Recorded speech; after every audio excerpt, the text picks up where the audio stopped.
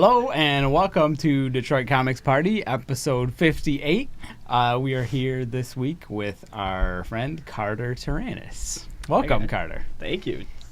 Pleasure to be here. Oh, we're glad to have you here. So, you're an illustrator, right? Mm-hmm. You're a designer and a photographer. Yep. Did I miss anything? Collage artist. Collage artist? Yes. I guess that pretty much sums it up. That's cool. So, can you tell people and tell me, because I don't know, what your kind of background is in doing all these things? I mean, I've always kind of been like drawing for friends, doing like little commissions and stuff like that, and also just kind of messing around in sketchbooks. That's always been like one of my favorite things. And I mean, now just recently kind of taking that to whatever a next level is, whether that's, you know, putting it in zines or kind of showing a broader audience. So, or at least trying to, you know. Yeah, that's through cool. social media. That's cool. So, is that the majority of like how you're putting your work out right now? Is online just for everybody to kind of see all the different things you're doing? Yeah, that's pretty much it.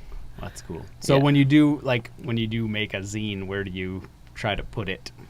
I usually well, I guess a lot of my zines are fairly limited run, so I usually, you know, put them up on Instagram and, you know, have friends like, you know, message me or, you know, just kind of like word to mouth stuff like that. Trading different people with different zines and stuff like that. Honestly, with Comics Party, that's been a great experience to try and, you know, get some of my work out there. And I've, you know, met a ton of great people through that, like, you know, through that event. So thanks, dude. Yeah. Nice to hear. Do you get a lot of response from, like, okay, I could have the coolest, my best work in the world, and I could post on Instagram, my new book is the best shit. Yeah. DM me and I'll send you one for $5. And if I got one, I would eat my hat. How do you have enough juice to where if you say my new zine, people are like in the inbox trying to get it? It's usually friends and stuff like that. Right. So it's just kind of like a fun way to be able to get through or kind of like distribute my work and show other people. So sometimes it works, sometimes it doesn't. So. Yeah. But you have no shortage. You have quite a... It seems like even between times when we hang out, it's like, oh, there's the new one, the new thing. Yeah, I always try to put out new stuff when I can. So. Well, it worked on me because you told me that you had something new. Or you didn't even tell me. I just saw it on your Instagram, and it totally worked. So this is... How new is this one? Few days. Few days? Pretty much. Cool. Maybe a week. How many did you make? I made in total 6. I had Can you write that on here somewhere? Yeah. I found this really great cover paper from like resale art supply store, and I tried to find as much of it as I can, or as I could. So I found 6 pieces. Yes. Yeah, so I went with 6. That's all you're getting, folks. That's very nice. It's like a ridgy, super textured, I don't even know what you would call it. It's like... Is that called fleshy laid? pink? Yeah, fleshy pink. Laid? Laid, I think, is what it is when it's like the pinstripe ridges. Oh, yeah. If you don't know the paper term, then neither of us do, I'm sure. Yeah. It's like wallpaper. It's like that doctor's office wallpaper. That's Yeah. why it works so good in this context where it's like you take a paper variety that's like the oldest school, most stuffiest business card, and you make it the like defining beautiful characteristic of like, oh, this cutting edge art is flipping this kind of fussy, old-timey paper. Yeah. Yeah. This has become a new fuss. Yeah. This is my new fuss. My new fuss. I like that. Yeah, it's very cool. So, I guess, like, your style, like, at least the stuff that I've seen, I'm sure you have a lot more, but is kind of this almost like semi-primitive like drawing style that is very like feels very immediate, but is also seems very like studied and well laid out, and very good. Thank you. Is there like, do you have certain things that you love that led you into that direction, or is that just something like you've always drawn things that way and that's how you keep doing it? No, I mean I've kind of come from a traditional drawing background just through school and stuff like that. But as that kind of went on, I kind of got interested in more, naive art in a way, where it's just very immediate and not so, based in traditional education and stuff like that. So this is kind of a way of being able to put out imagery that I feel is like, like you said, very immediate and I guess pure in that way. I pull a lot of my imagery kind of from, or I get inspired by a lot of like early civilization kind of imagery, I guess, where it is very kind of primitive in its own sense, or at least I try to make it like that. Yeah. Is that like, I think like that is to a certain extent like people kind of like swung back around just in general in like zines and like modern comics kind of swung back around to that being like something that you're going after and that is like a desirable thing. Why do you think that has happened? I think there's a lot of experimentation that can be done that's not in the kind of basic way of, or basic structure of how comics can be drawn out. So with this, I mean, it's pretty much a comic. It's just not so structured like a normal one. And I think a lot of artists are kind of going that way, where they're doing comics that maybe don't have any text or don't have any boxes and structure like that, where it is kind of like almost just art in its own sense that can be read. Go ahead. Oh, I don't remember what I was going to say necessarily. You say a thing if you got it locked and loaded, and I'll think about it. Well, now I forgot, but so like when you're thinking about this, like going into this, like, do you think here is a story that I want to tell specifically, even if it's not going to be told in a really like linear style? Yeah. I guess that does kind of sum it up in a way. Sometimes it's just like a basic idea or theory that I kind of want to try and explain, or sometimes it's just imagery that I wanted to, show in a way. Is it like when you've finished it, is it vaguely chronological, or is it like you're just putting a bunch of ideas down in a way that like visually to you like connects them, or is it more of like this happens and then this happens, even if it's not laid out perfectly linearly? Personally, I kind of do like messing around with the kind of like the first part you said, where it's not literally chronological. I've kind of gotten into that a little bit in my drawings, but I think there's definitely still a lot of room for me to experiment with that. And I don't know if that's where I'm headed, but I think that'd be an interesting thing to, look into. Just different ways of how stories can be told that aren't necessarily, very apparently chronological. Sorry. What I was going to say is I think, like, I imagine if you look at the prehistoric cave drawings and there's the buffalo, what does the buffalo mean? Like, the hunt was good, this hunt was good, or the buffalo season is terrific, or when, but it's documentary. It's like, the drawing is of a buffalo that I got him, and it was delicious. Yeah. Even when we think of documentary, we think of this like exploded history and this deep research. But in that primitive way, isn't it also documentary? Like, because is there more complex thoughts? Probably, but then you don't know how to write them down necessarily. So it's just the buffalo. But does this book or other of your books, are the things in it representative of real things or real like things that might be fictions? Or is it like automatic drawing where whatever whimsy strikes you?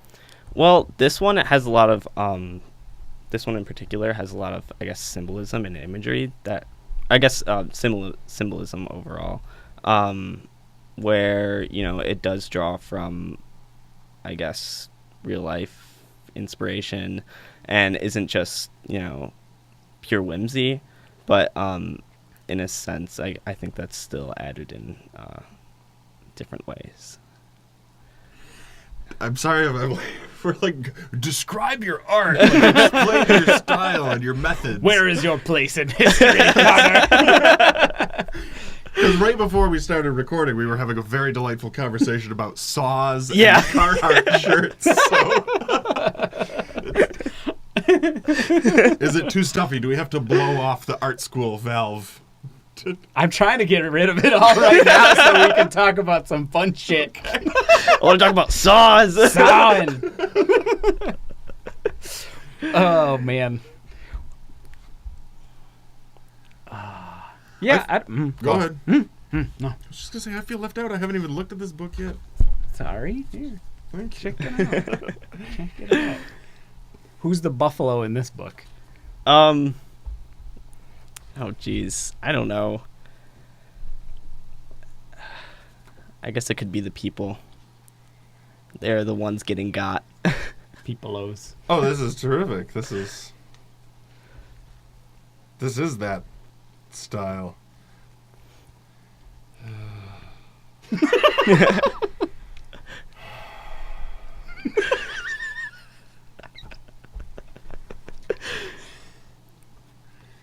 It's good, huh? Yeah, I hate to make that like those sounds, but it's always like it's fucking. That's the sounds I make when I see something good. Yeah, it's sometimes exasperating that you're capable of kind of throwing down pretty hard with pretty good consistency, man.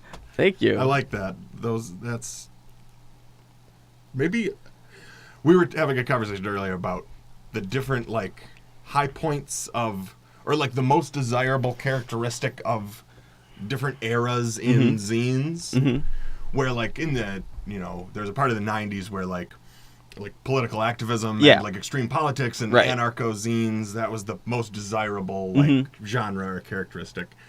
And then there was a big perzine and like extreme autobiography, that was once the most desirable characteristic. And then there was a fanciness thing where it's like, it's black paper with black screen printed ink, and it's like, you know, the fanciness scene.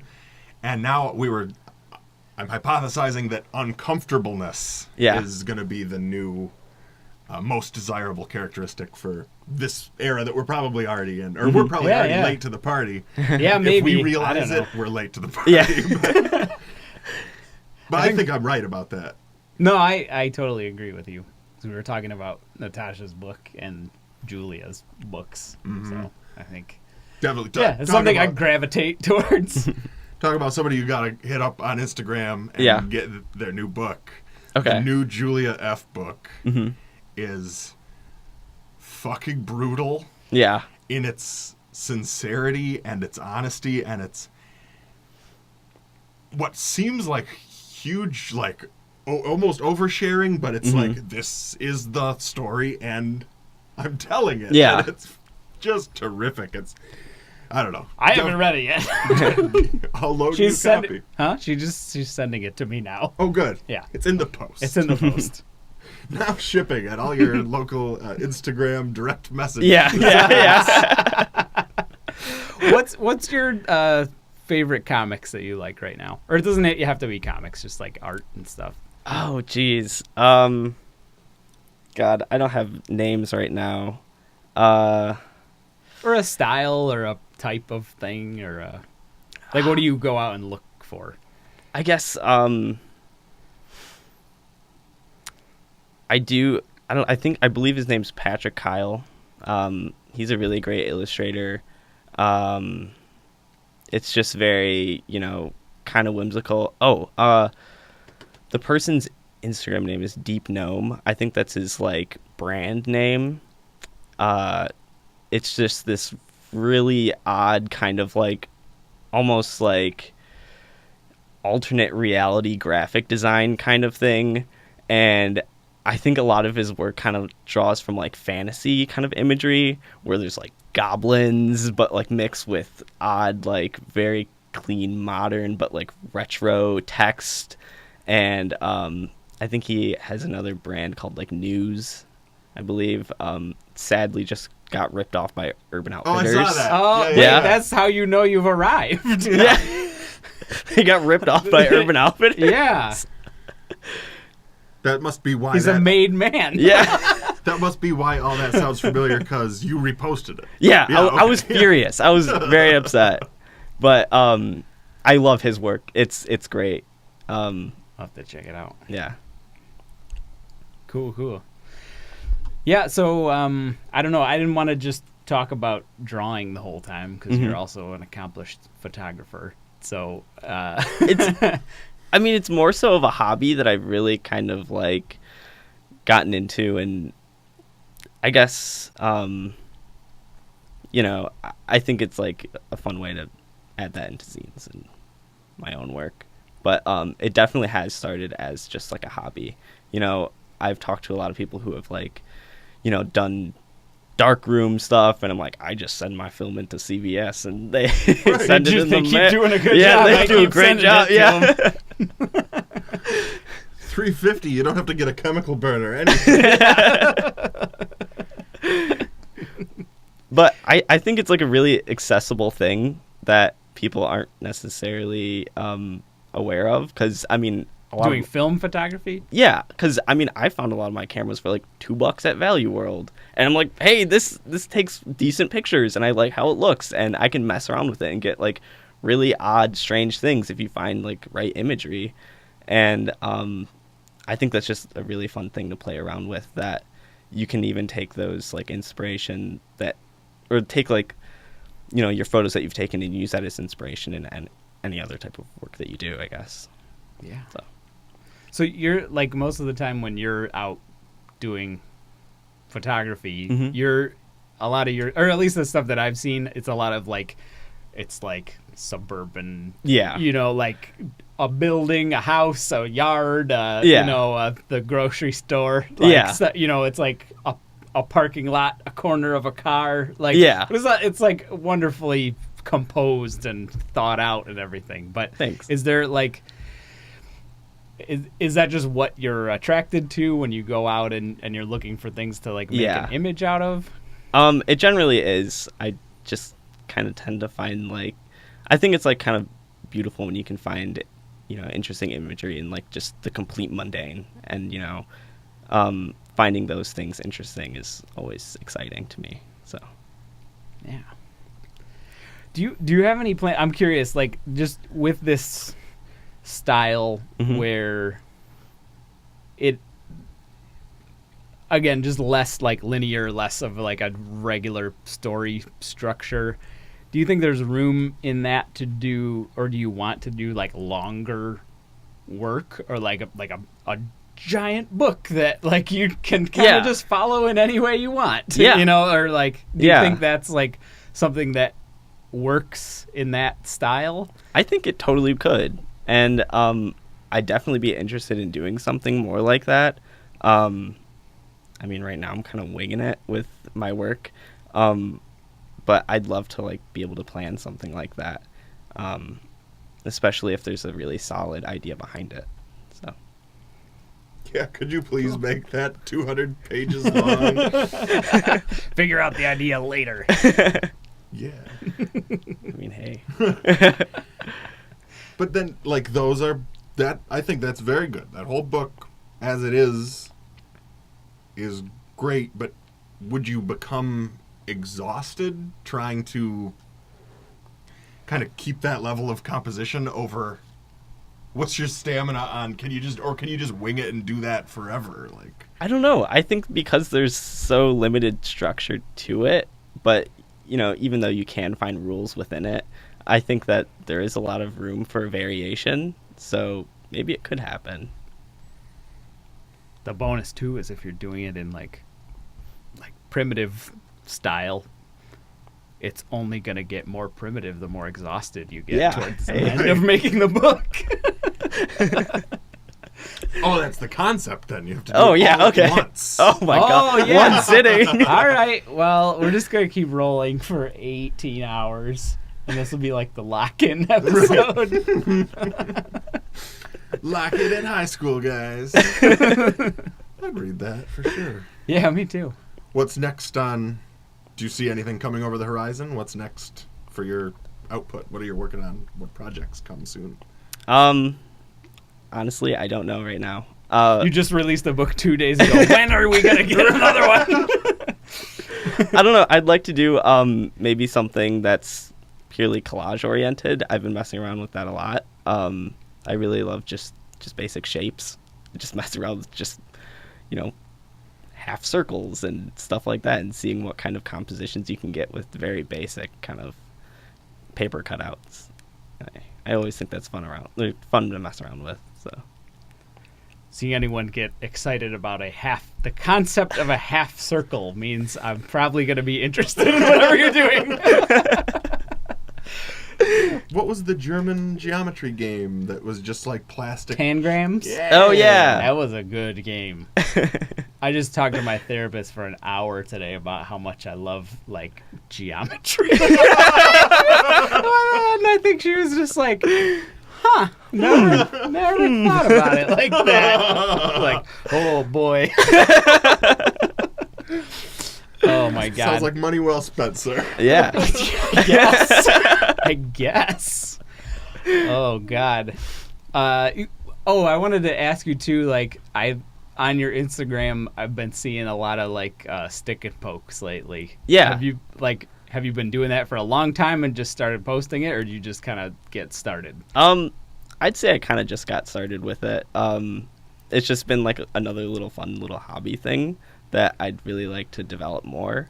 But it's been nice to have friends that have been interested in having, like, little shitty stick and pokes and stuff like that of my artwork, or just whatever, they wanted to have. So You're like, I'll be over in about 2 hours after I'm done burning these tires and melting them down into alcohol. yeah.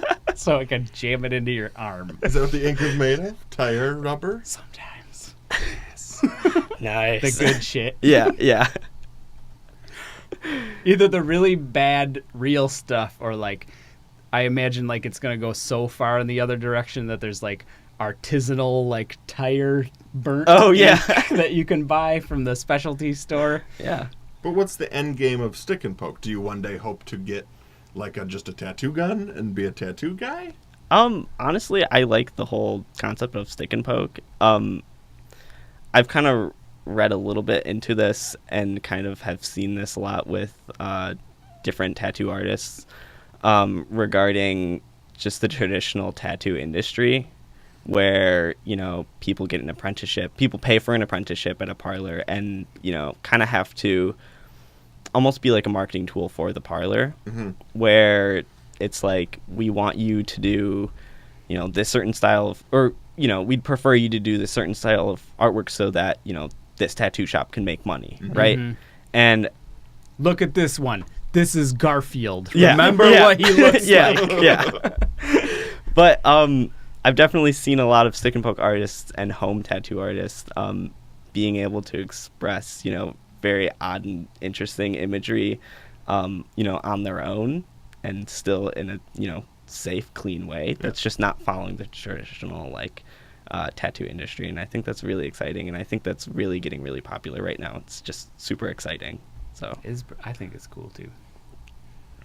It's like, are you working your way up to like the giant Japanese like skin chisel and hammer? Yeah, like that, get just one like of those. that one that they're just like jamming on you for like 18 hours Yeah. to do like a 4x4 square. Like, is that the end game? I don't know. The goal is to get a bigger and bigger needle. I didn't mean This to. needle is huge. I get in that way of thinking, like, well, if you made a little tattoo in a very intimate and small way, like, how about making a big one in a professional way? Like, I feel like I default to that trajectory, or like, I see you've made one little zine, like, what about one that's 200 pages? Yeah. I know, I do the exact same thing. It's like, so what are How you doing big can we next? get? Like, I can't enjoy this It seems until I know that you're... reductive a little to the Yeah. power and intimacy of Yeah. there's only 6 of this, or this is a, how long does it take to do stick and poke? Longer than if you had a gun, right? Even Yeah. if it's small. But then there's an intimacy of closeness, and you're fucking poking them. Yeah. And it's not like, oh, a machine has hurt you. It's Yeah. like, I'm hurting you. Yeah, I'm hurting you. I'm like, when are you doing the graphic novel? Mike's like, when are you getting that gun that does it fast? When are you getting a giant tube-sized You're going deal? real slow, Carter. But I didn't mean to be reductive to the intimacy of Me either. It's all okay. of your Yeah. work. I mean, it's all just been a learning experience right now, honestly. I mean, I'm still learning a lot about a lot of things, so. That's cool. Mm-hmm. That's cool to be able to say that. Not like, not have to pretend that I'm done. My style is crystallized fully, and I know exactly everything that I will do for the next decade or whatever. Like, I think I'm by no good means, at that point at all. I just want to keep learning and keep expanding my style and the things that I can do. So that's cool. That's good. But a pleasure to see that process evolve, and I hope that we get to continue to see it. Yeah. Yeah, for trying sure. to be serious, and it came out like that. And thank you, Carter was one of our very helpful volunteers at Comics Party 2018, and we appreciate you very much. Thank you. So thank you for helping us out. Yeah. And thank you for the book. Mm-hmm. And we're on public access TV, so we can't say to buy anything. But do you want to just say your Instagram name one more time for people so they can find you? Yeah, it's Carter.Teranes. So We put it Real on the good. screen. Hurrah! Salesmanship, not salesmanship. Okay. Well, thank you so much for being here with us today. Yeah. And I hope to see you very soon. Yeah. And thank you all for joining us. And we'll see all of you next time. Bye-bye. Bye. Bye.